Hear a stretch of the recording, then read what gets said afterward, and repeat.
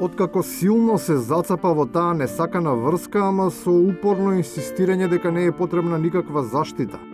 Слободната продажба на препарати за проверка на состојбата е безпредметна, бидејќи веќе се гледа стомакот до уста. Ова не се тестови за бременост.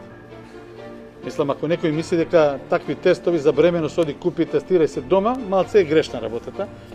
Споредбената анализа покажува дека една од клучните грешки е непочитувањето на сообраќајните правила, која предизвикува непријатен судир со ултрабрзиот и невидлив шлепер, препол со опасна заразна материја.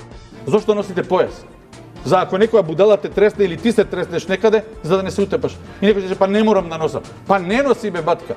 Импресионирањето од авторитети кои командуваат со таквиот антифронт на социјалните мрежи преку слободни интерпретации на состојби во кои немаат никаков овид, дополнително го неутрализира дејството на најважното, на превентивата.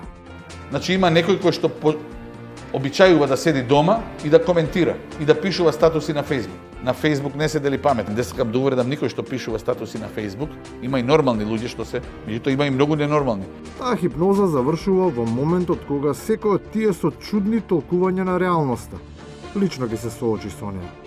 Тогаш, за жал, паѓа во неговите раце, па нема што друго и да прави, освен да ги крене и да му се предаде.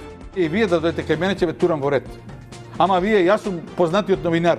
Не бе батка, не ме интересира кој си. Таа најнепосакувана средба со него вреди да се избегне, бидејќи постои реална опасност за која дури и тој самиот, врз основа на јасно себеспознание, вели дека може да предизвика дополнителни компликации по оној кој ќе му се најде на патот.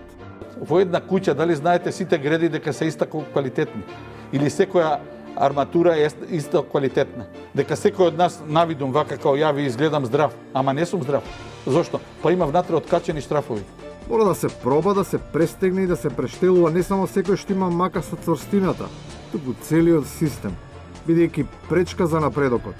Повеќе нема да ни биде некој од соседите, туку кабает ке сме самите.